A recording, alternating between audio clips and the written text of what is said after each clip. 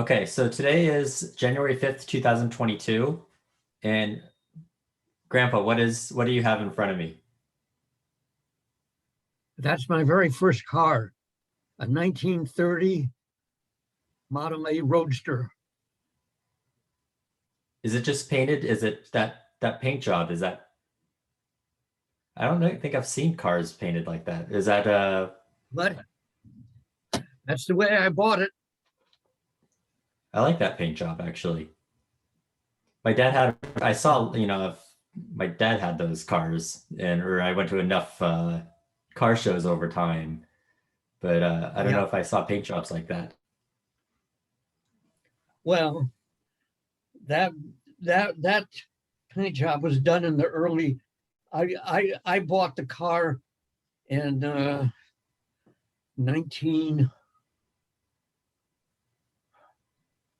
1941. The car was 11 years old. Uh,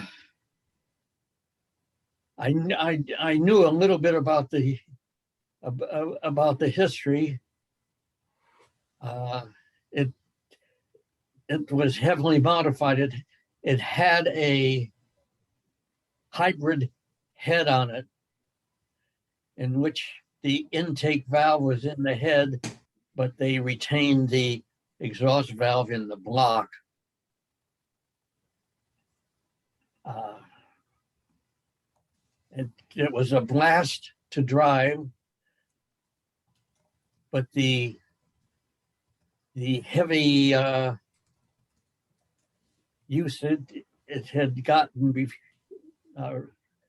it was driven hard, and it affected the bearings in the car. So I could never really effectively run it. I had to run it with a retarded spark so that the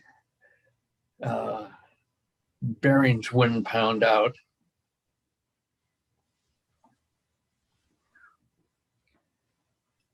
Okay, let me. So when we left off last time, we had talked about World War II, and you told us all about the different. Basically, it was pretty much all about the war and your time. I think from Missouri to San Diego to Pearl Harbor, and then in the Pacific. And we left off at the end.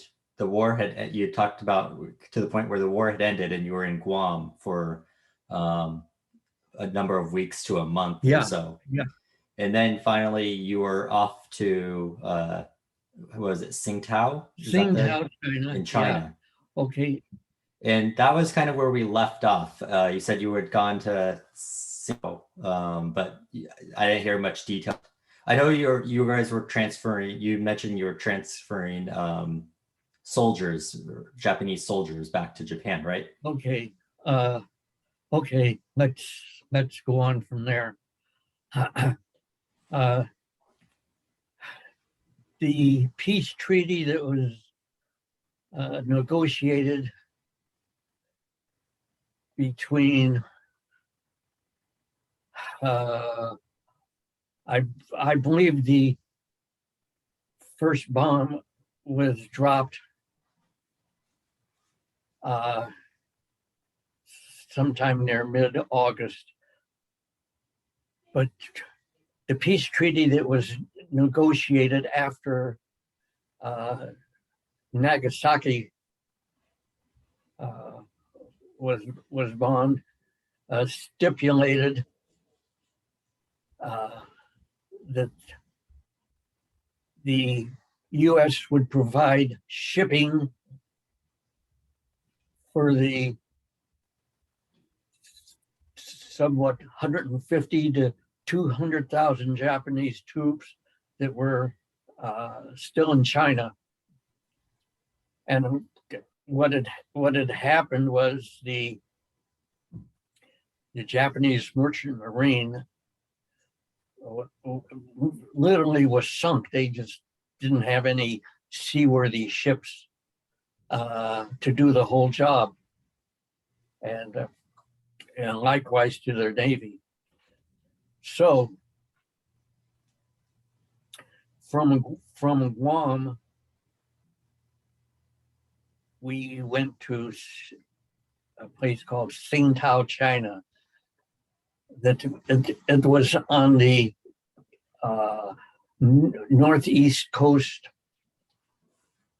of China.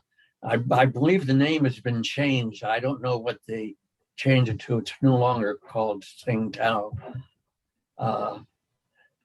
When we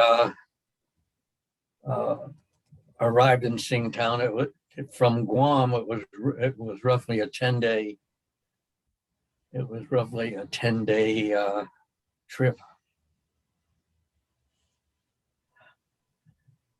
When we arrived there, we still had an LCT on our top deck, and an LCT is a much smaller version of a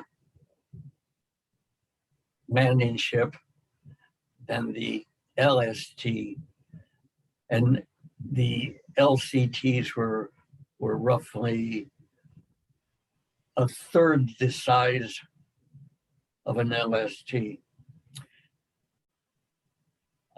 In addition to the LCT we had on the top deck, along both sides,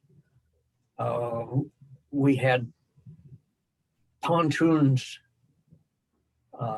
welded to the side of the ship. These pontoons were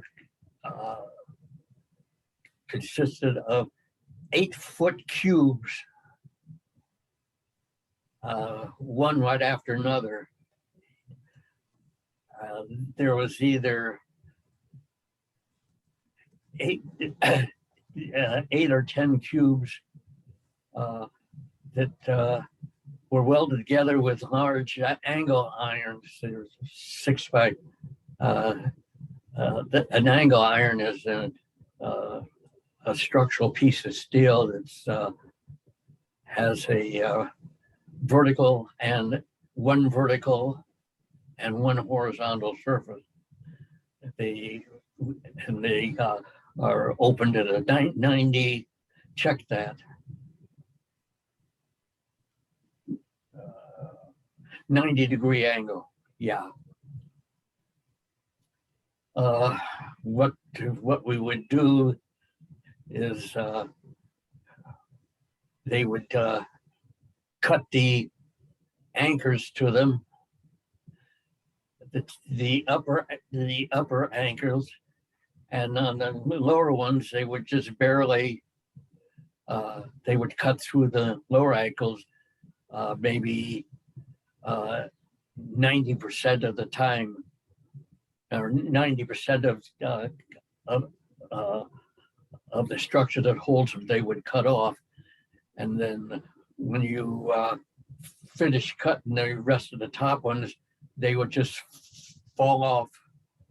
And of course, they were all held together by these angle irons. They would float both of them to one of them around to the other side, either port to starboard or starboard to port. I don't remember. And they would lash 2 of them together, and that would give a floating 16-foot wide surface to run trucks on, or vehicles, trucks, tanks, whatever it was. We cut them together, cut them off, and let them drop off the sides. And a small tugboat collected them and towed them off to heaven only knows where. I never saw them again. Then the LCT that was on the top deck Now, what we had to do is cut all its ties, and the LCT was sitting on blocks of wood, probably 12 by 12 inch blocks of wood stacked up. And when we would flood the tanks, I know we dropped them off the starboard side, so we flooded some of the starboard tanks, and we to about a 30-degree lift. And then there were maybe 2 to 4 anchors that were still holding the LCT on. And when they cut the final anchors for the LCT, it just slid along the blocks. Most of us have seen a ship launched in which it launched lengthways, but this was launched sideways. They would slide off the ship, and somebody figured out if the angle was right, its momentum would slide it past, so there would be no damage where the side of the LCT that was the last to come off to hit the port side of the LCT hitting the starboard side of the LST. Anyway, we successfully launched it. They have a crew of about 11 or 12 men. It's captained by a young ensign and 11 or 12 seamen and engineers. They're powered by a gray marine engine or engines. I never got into the engine room of one, so I don't know what they look like. Anyway, it left us and we never saw it again. Now, we were tied up at a wharf in Tsingtao for maybe 2 days, and then one day a big truck convoy showed up. There might have been 40 trucks in it, 30 or 40 trucks. They were shepherded by a detachment of Marines, armed Marines. And I was the later to find out, and an interesting coincidence. One of Lucille's friends is named Harold Geat. They were longtime friends, and what had happened that Lucille and her first husband, Al, and Helen and Harold Geat were sailors, especially Al. He worked at Hughes Aircraft. And what they had done is they had combined their resources and they bought a sailboat. They would share sailing time.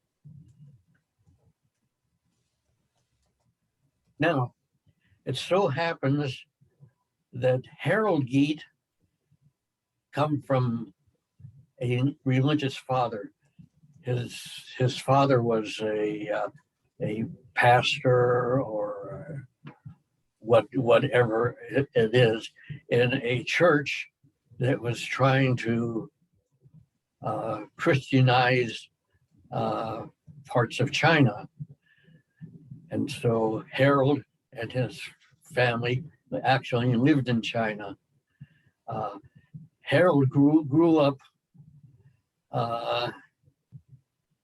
fluent in Mandarin China, and he could also speak the other dialect. I don't remember, Cantonese maybe. Cantonese.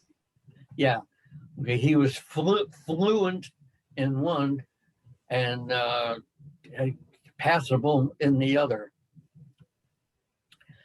So Harold actually grew up in China from the age of maybe 4 or 5 until he got out of high school. And then he came back to the States to go to college when the war started.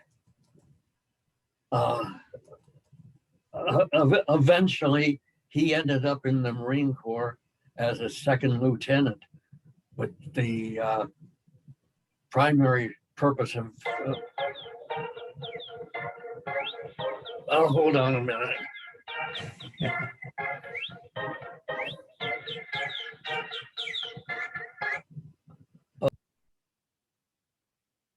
I hear you.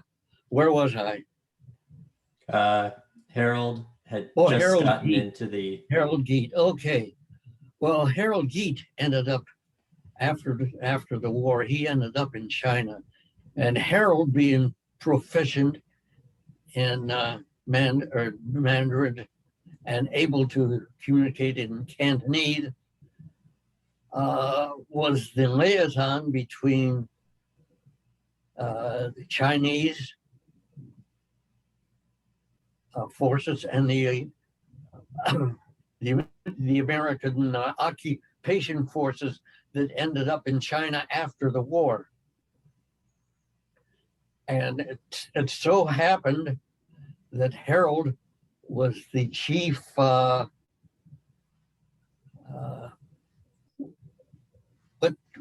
do they call a person that acts as an interpreter? Okay, translator? he was an interpreter between the Marine Corps, the government, and the Chinese forces. So the Chinese military were in charge of the Japanese who had surrendered after the war terminated. And in my conversations with Harold, he was in Tsingtao at the same time our LST was, and we had a lot of conversations. I didn't recall much specifically what went on, but he reminded me, and he was there until February of 1946. That's when the last shipload of Japanese soldiers were repatriated back to Japan. Okay, having said that,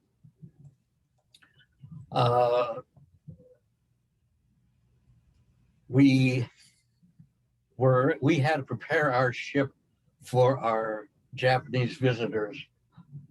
We had to go through. We went through an indoctrination from somebody from the Marine Corps. I remember 3 of them came on board. One of them was a lieutenant, wasn't Harold, and 2 enlisted non-commissioned officers. The corporal and sergeant, I don't remember. And we were indoctrinated. Stay away from the Japanese soldiers. What had happened is they had surrendered all their weapons. They just had their personal gear, and they were brought aboard by unit. That is squads of soldiers, something short of a company. As I remember, there were about roughly close to 200 of them. They they brought along most of their own food. Would I say most of their own food? They supplied their own food. What they didn't have, the Chinese supplied the rest of it.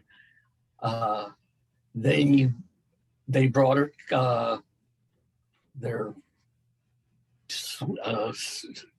sleeping mattresses. They also brought along materials to build latrines, which hung over the side of the ship. It looked funny. And and about 2 or 3 days after our indoctrination, a bunch of trucks showed up, and they boarded us.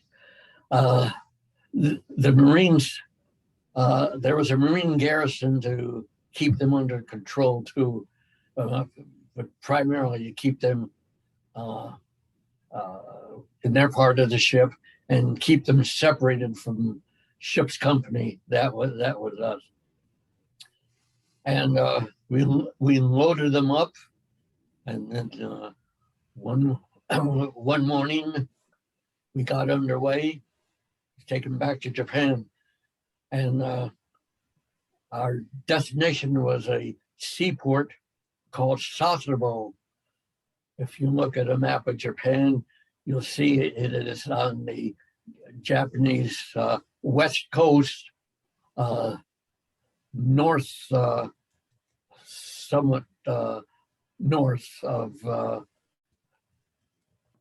I believe, the island of Honshu. I'm not sure. It took us about 4 days to get there. And when we got there, we saw what the incessant bombing of Sasebo had done to it. We couldn't count the wrecks that were all over the bay.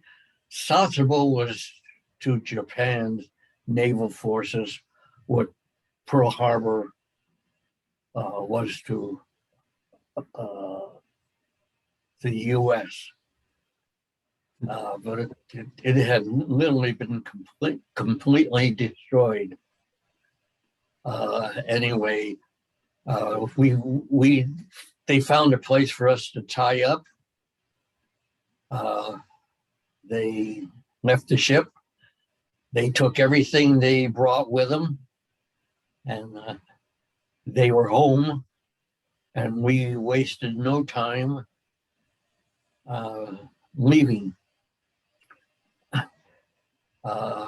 When we left, we didn't go back to Tsingtao. We went to Shanghai. That's what's the river? The Wangpu? I'm not sure. Anyway. Right, is the Yangtze go through there? What? Sorry, I was just making sure. Yeah, the Yangtze. Yangtze, huh? Okay. I had to double check whether that came out at Shanghai. We ended up somewhere. I have a picture of the LST 208 tied up to a buoy in the middle of it. I keep forgetting about it. When this is over, I'll see if I can find it. Anyway, we went up the Yangtze River to Shanghai, and we tied up to a buoy, not boy, buoy. And we had our second load. It was much the same as on the first one. And the second load was a really long trip. It took us about 4 or 5 more days because we had to go to the east coast of Japan now on Honshu. And we actually went to Tokyo Bay. We tied up. We weren't in Tokyo, but we were in Tokyo Bay. We went to another landing and unloaded them. And when we were done, we left again. This time, we went back to Shanghai, tied up in a buoy again, and this time the whole river, all the buoys, nothing but LSTs. There were maybe 14 or 15 of them tied up in buoys, and there were so many there that they had one LST tied up to a buoy with another one tied up to the LST alongside of it. So there might have been 10 or 12 buoys, but there were 14 or 15 LSTs tied to a smaller number of buoys. We waited a week, 10 days, 2 weeks for our third load. I don't recall. I know we had to wait. I don't recall how long it was, but eventually we went to a dock alongside the river, and we went through the same procedures with the third load. After they were loaded up, we headed out to sea again, and we went to the southern island. I don't know what the name of the island is. I do know the name of I remember the name of the city. That was Kagoshima. On the southmost city on the main island group of Japan, Kagoshima. And Kagoshima was literally burned to the ground. When we got there, they had cleared all the streets, but there were no building. Well, there was an occasional wall or something like that, but the city was liberated, and the local population was in the process of trying to make shelter for themselves again. Question for you. Yeah. So when you were in China did you get to go around anything, or is it pretty much just hanging out at the ship for that time for you guys? Now we had an incident in the fall of 1945. I don't remember when it was, but it had to be it had to be when we left Tacloban in the Philippines. We were part of there were maybe 20 or 25 LSTs, a lot of destroyers and destroyer escorts. No capital ships or large ships like that. And we were on the way back to Guam, and we ran into a typhoon. And I can tell you, if you've seen pictures of ships in a typhoon, we were in it for roughly 15 to 18 hours, maybe 20 hours, almost a full day. Now, when you're in a typhoon, it would be called a hurricane in the Caribbean. It's called a typhoon over there. The same thing, winds of a 3-digit speed, 120, 130, 140 knots. And in that case, what you do, you head the ship in the wind, and with just enough power to maintain steerage way. Now, what steerage way means is you have enough speed that if you turn the rudder to keep the bow going straight, it has enough thrust.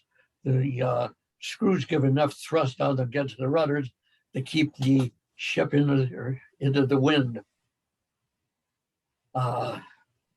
What happens? You go up a wave, and then as you get near the crest, the bow comes out of the water, and not being supported, it starts dropping.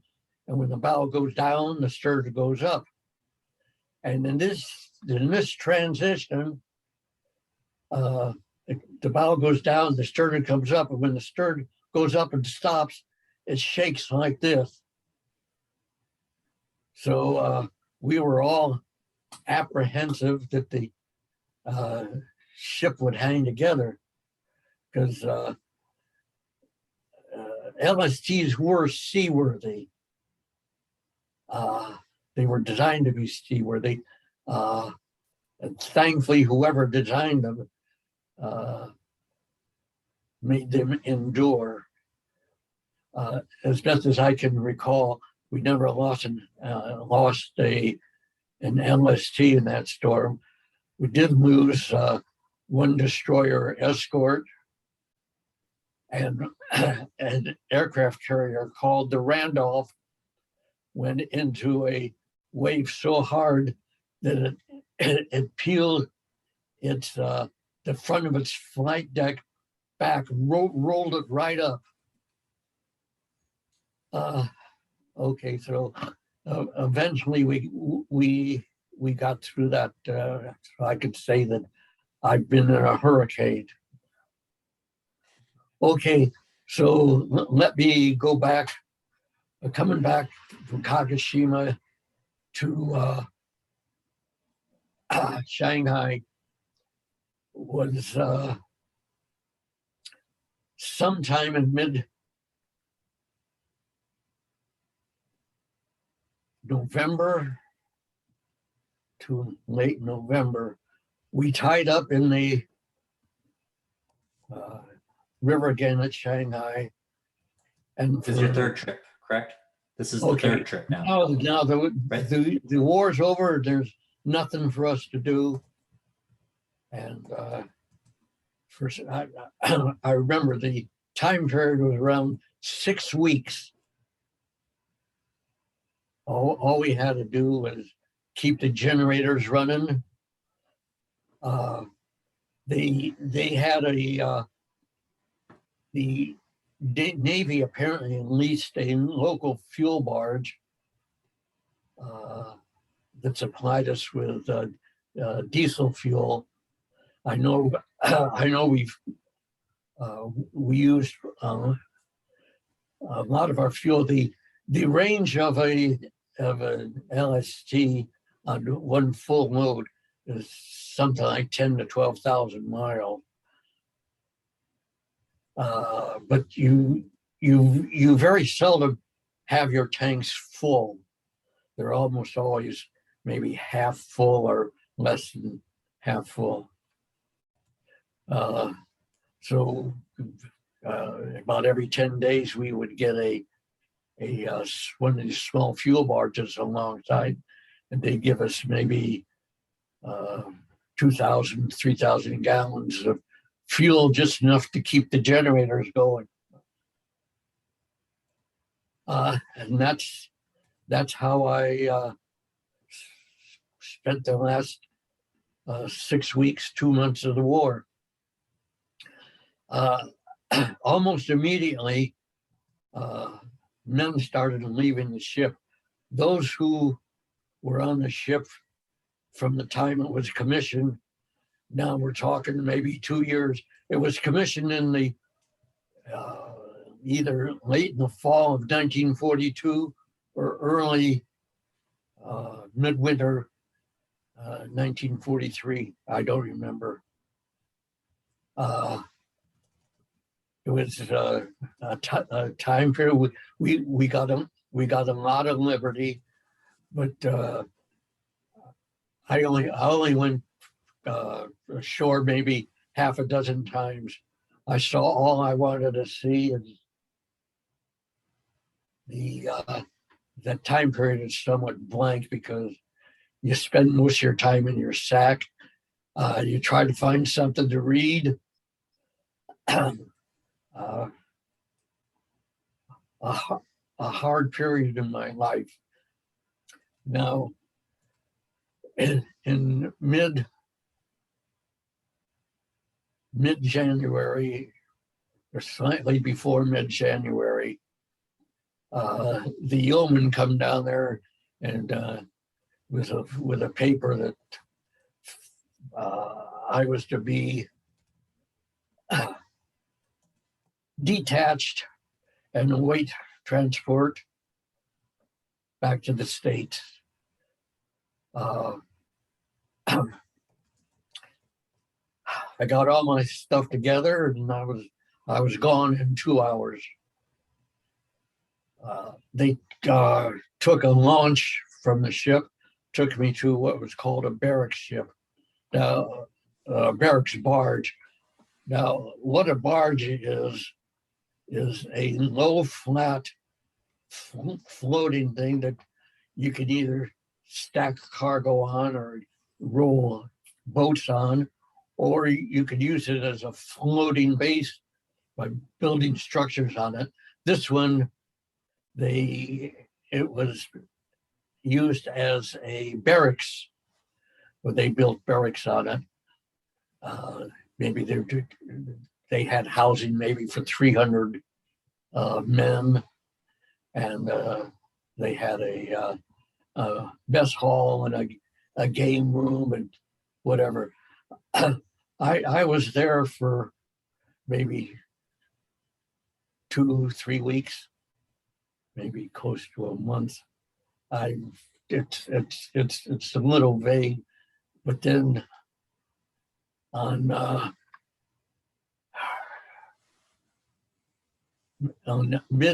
mid-February, slightly before mid-February, I left the barge and went aboard the USS Sierra. Now, the USS Sierra was a repair ship in the sense of the mode. It do repairs on ships.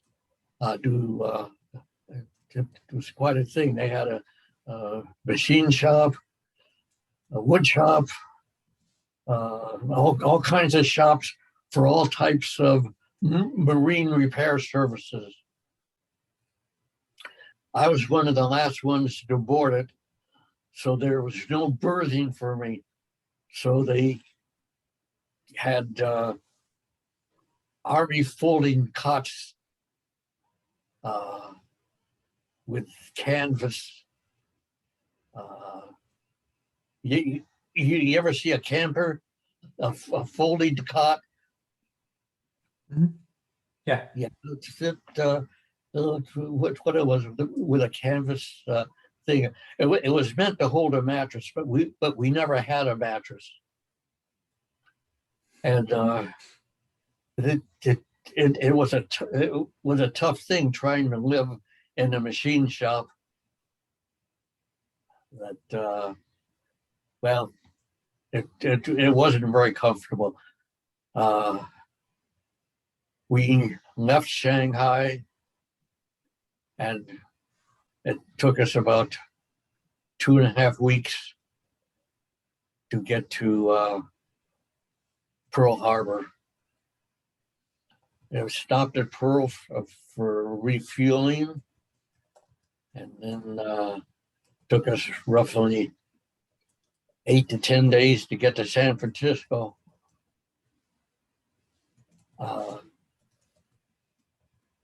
The day we entered the Golden Gate, it was an overcast day, and we didn't see the Golden Gate Bridge until we were right underneath it.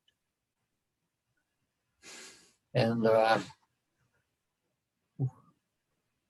we docked, exited the ship in buses, and took us over to Treasure Island, where they berthed us for the night. I called my mother, told her I was back. I wasn't sure what was going to happen at the time I called her, but the next morning they rousted us out real early, put us on buses, and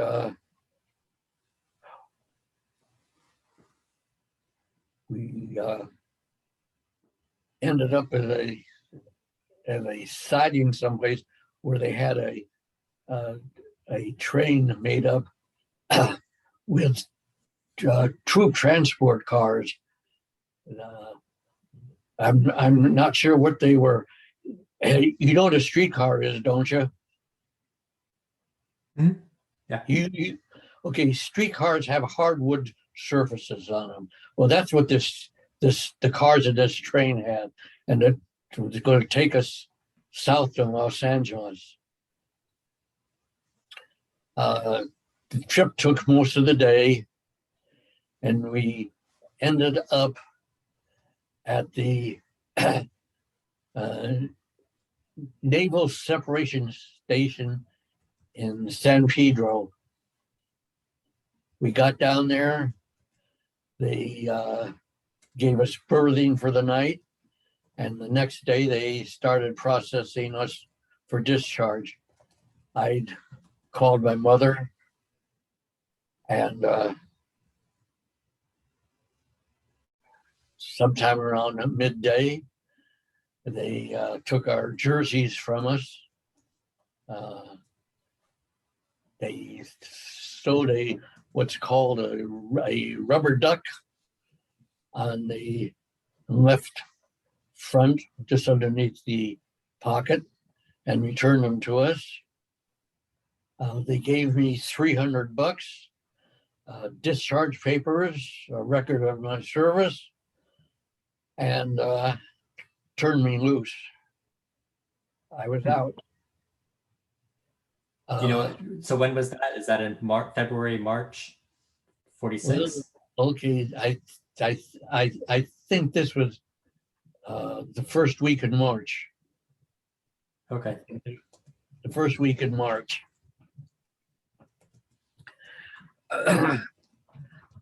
My mother was waiting. She was driven down there by Beulah. You don't know? Did you know Beulah? No. Okay, Beulah was a family friend, related to the Grossmans, my mother's family, and I literally I grew up knowing Beulah from well, I just knew we knew her all our life. She'd had two husbands. Okay, I'm not going to talk about Beulah. That's unimportant. Anyway, Beulah drove my mother down and drove us home from San Pedro and to 8th Avenue, 4307 and a half 8th Avenue. I think you looked that up once before. Possibly, yes. Okay. We did look up. Okay. So now you're out of the Now I'm out of the military. service. So where do you want to go now? Uh, I don't know. How are you feeling? Do you want to continue for a little bit? Are you good for the day, or we have Uh, time? We have a little bit more time if you want to continue. what? We have some time if you want to continue. Or how are you Okay, doing? it's a quarter to. I can go another I know. 15 minutes. I just want to know uh, what you want to talk. Actually, one thing I want to talk about is Esther and Lucille. Okay. We want to. I mean, Yeah, with the, I want I to kind of move. okay. It was somewhat unique how I met both of my wives. I'd like to dwell on that just a little bit. Should we talk Uh, about Esther first? I mean, like, because we could talk about. oh no, no, no. I'm wrong. This was in 1949 that I met uh, Esther. Uh, I got out of the service in 1946. A lot happened to me in that 3 years. In that 3 years, a lot happened to me. Okay, what happened? I was out of the service now. I needed a job. I needed a job. So the most obvious thing for me to do now was go back to work for the company that I worked for before I went in the service, and that was Douglas Aircraft. Okay, I got back to the States in March. That's 7 or 8 months after the war ended. And in that 7 or 8 months, the economy had switched from a war footing to a peacetime footing. People lost their war jobs faster than peacetime jobs are being created. So this was just in a time frame when there was a switch over from people losing wartime jobs to peacetime jobs being created. And I went to work for the Douglas Aircraft Company, back to work for them. Uh, Building DC-6s, which was a variation of a DC-4. And I worked at Douglas for roughly 10 months. There was something less than a year, 46 and 47. Then I decided I want to get back into aviation.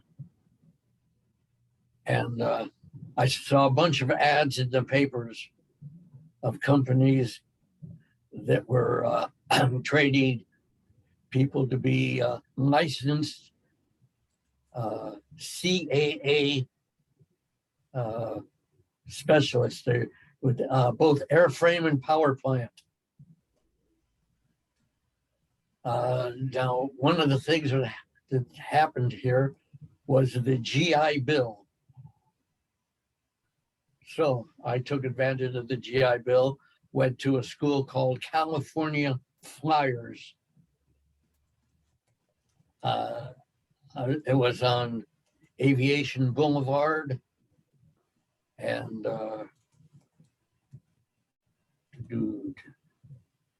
94th Street, 95th, 96th. I forget which. This was lasted a whole year.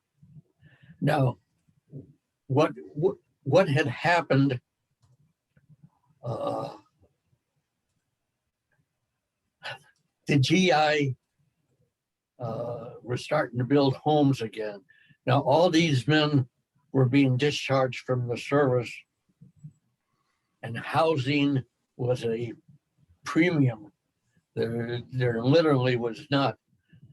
But what had happened in Venice, California, in and around the area of Warren Avenue and Lincoln Boulevard, was a dead end street, very short, and what they were doing is they run Warren Avenue straight east until it ran into another street.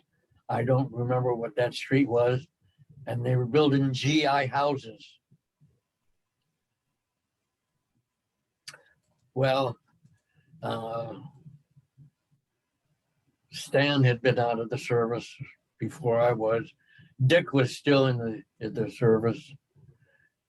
He was in Japan, he was in Tokyo, working in a place called the Itachi building that the Army took over for their use.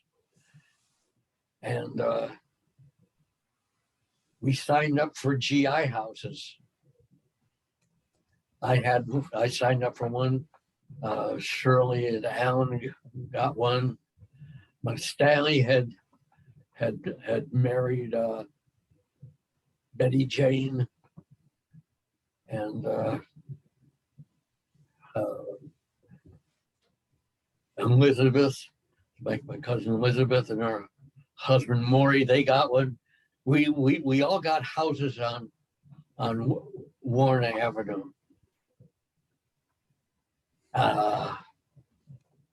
We signed up for them. We saw the lots that was going to house them, but they never started construction. Now I put up a deposit. I don't remember how much it was. Let's call it $100. Let's call it $100. I put up a deposit, but nothing was done. After a while, when I started going, no, let's see. I went to A&E school after we got that. Oh, okay. I had cleared out.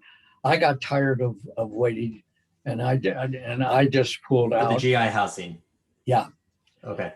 Okay. But shortly after I pulled out, they decided to build them. The only thing I could figure out, they were waiting for materials to build. I don't know. Anyway, everybody else got their house. I pulled out. When the houses are ready, we moved out of 8th Avenue and into Warren Avenue. And did you move in with someone else then? Is that what? Yeah, my sister. I lived with Shirley and Alan. And okay, I just wanted to clarify because pulled out and then you moved to Warren Avenue. And okay, and that's after we moved in with. I moved in with my sister on Warren Avenue. That I went to A&E school up on Airport Boulevard in Inglewood. I went there for a year, learned airframe and power plant, et cetera, and graduated, and I had a license.